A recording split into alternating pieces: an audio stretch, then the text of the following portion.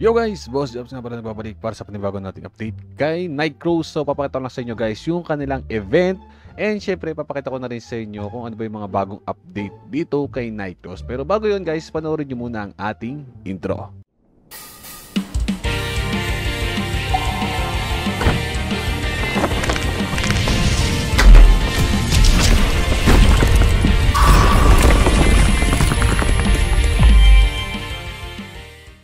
So balik na tayo guys dito kay Nightcross. So available nga to guys sa PC and sa kahit anong mobile. Okay, so ngayon guys, kayo bahala kung gusto nyo maglaro nito or hindi dahil free to play lang naman siya and play to earn. So punta na nga tayo sa gameplay ni Nightcross.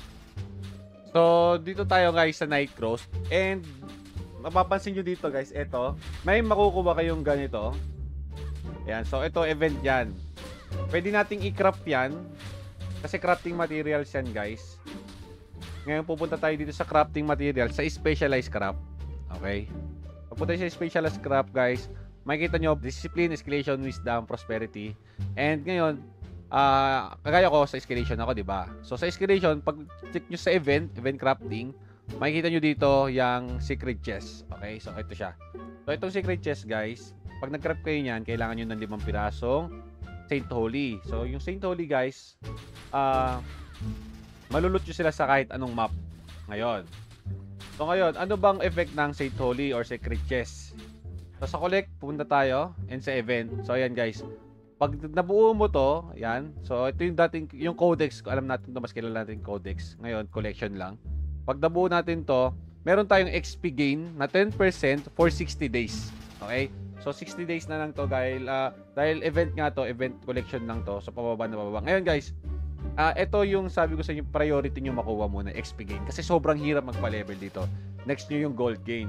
So, dito guys, magka-craft tayo ng isang event secret chest. So, punta tayo dito. Craft, specialize, event ng secret chest. Okay? So, kayo, kailangan ko ng 5. Meron na akong 2. Pwede tayong bumili. Dalawa lang. Yan, dalawa lang. Purchase. Ay! 3 pala kailangan ko. 3. So ngayon, craft tayo. Event. Yan. So, ay, ba't wala? Hindi ko nabili yung isa. Hindi ko nabili yung 2 nabenta, nabili na. Ulit natin. Bili ulit tayo. Yan. Ayun, nabili na natin. So ngayon, punta tayo sa crafting. Pakita ko lang muna sa inyo guys ha. Dahil naka-record din naman tayo para at least isang upload ko na sa YouTube to. Ayun, sa event pupunta tayo, makikita nyo yan. Yan. Sa mga pag-craft na tayo, kailangan nyo lang ng metal fragment and ito nga Holy Grail. Tapos, craft natin. Yan, okay. So may additional XP pa siya sa dito. May additional XP tayo sa proficiency grade. Ngayon, punta tayo codex. So lalabas siya sa codex event. So ayan, makikita nyo yan ha. Tapos register all. Register natin ito. Ito yan, register. Register all na lang. Tapos makikita nyo, ito, saan natin ika-craft to? So ngayon, punta tayo ulit sa crafting. Specialize. Okay? So sa discipline naman guys, sa event, yan. So dito natin makikita yung helmet. Ngayon, hindi natin maka-craft to guys. Bakit? Kasi hindi tayo naka-discipline. Naka-escalation tayo. Yan. Escalation yung ating pinapa-level. Pwede tayong mag-request, okay? Bili lang tayo 5 piraso. Pakita ko sa inyo. 3, 4, 5. Pakita ko sa inyo, guys. Bili tayo 5 piraso. Hindi, kulang. Yan, pakita ko sa inyo, ha. Crafting, specialize. So, sa discipline naman tayo. Kailangan natin yung helmet, eh. Isa, di ba? Bili ko na. Yan, so, makikita nyo, guys. So, pwede natin siyang i-request, okay? So, kanina, craft yung lumabas, di ba? So ngayon, craft, pwede tayo mag-craft. Ngayon sa discipline, para makuha tayo helmet, kailangan natin ng i-craft. So pag i-craft natin to guys, i-request natin siya kasi hindi tayo naka-specialize kay discipline. Kay escalation tayo naka-specialize. Ito, yan. So sa discipline, ito makita nyo, request gagawin natin dyan. Okay? So pag nag-request tayo, register natin. So sobrang bilis lang yan guys. Okay? Wait lang. Nakalot tayo guys, nakalot tayo. May nalot tayo. So, nakalot tayo ng sharp flow. 200. Ayan. Mamatay ako. Wala na akong potion. Nakita nyo nakalot tayo ng sharp claw.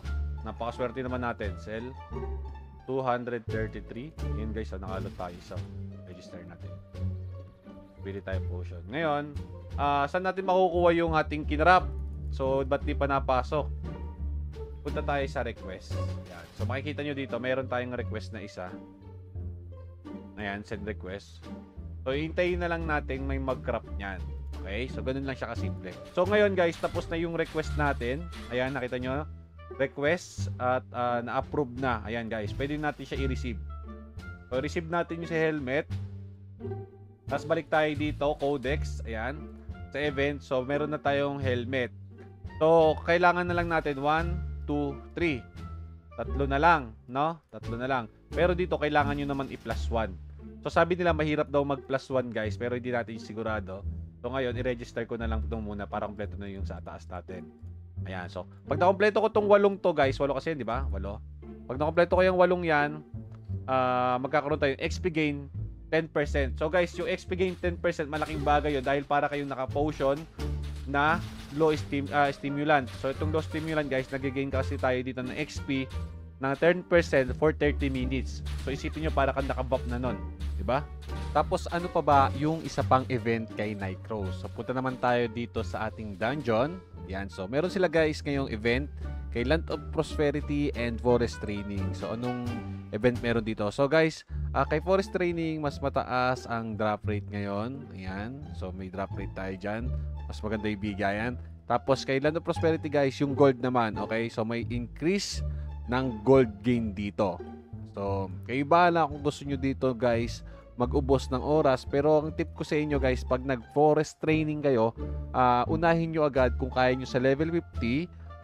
Pagka-reset ng 4 AM, marami pong nag-forest training sa area 3. Ngayon guys, makisawsaw na lang po kayo doon para matapos nyo agad yung quest kay level 50. After nyan, sunod nyo sa area 2, then area 1. After nyo guys, huwag nyo munang ubusin yung inyong 19 minutes. May matitira. Basta kung ilang minuto man matira sa inyo dito.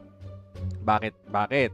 Kasi guys, meron tayong tinatawag na request. So sa request, yan, marami ditong mga nagre-request na tapusin yung kanilang forest training and mag-gain kayo guys ng diamonds. Ayan. So, halimbawa, ito, may nag-request dito. Tapusin yung kanyang forest training and mag-gain kayo 16 diamonds. Dito naman guys, 10 diamonds yung ano niya, babayad niya. Ito yung, ito yung pinaka isang way na mag-earn kayo ng diamonds. Kaya depende sa inyo guys kung gusto nyo i-accept yung gantong quest. Okay? So, ngayon, sa mga nagtatanong kung paano mabilis magpa-gold, pwede kayo ngayon kay Land of Prosperity. Ayan, increase siya ng gold gain nga. At yung sinabi ko sa inyo kanina, syempre, mas mataas na area, mas malaki yung bigay na gold. And, ito nga, pwede kayong makalot nito sa kahit anong map. Pagka nakalot po kayo nitong alluvial gold pouch, pwede nyo siyang ibenta. Okay? So, ibebenta siya sa kahit kaninong merchant and mag-gain kayo ng 70 gold. Okay? So, ganun siya. So, ngayon, pagka yung ibang way naman na gusto nyo hanapin, magpa-level po kayo or mag-farm po kayo sa mas mababang level sa inyo na kaya nyo iwanit yung mga mobs para mabilis po kayong mag-earn ng golds. Okay? So, yung gold kasi dito, kailangan natin pabili ng mga skills, pang TP-TP, okay? So, pabili ng potion, and kung ano-ano pa. So, yan guys. Sana may natutunan kayo sa ating video about kay Nightcrows. Kayo po bahala kung gusto nyong pagpatuloy maglaro dito, and maganda naman siya para sa akin. So kayo na din bahala kung magdo-donate kayo or magbibigay kayo ng seeds. So yung code natin yan nandiyan sa description, ipapakita ko na rin sa video. Good luck na lang guys, have fun and God bless. Okay?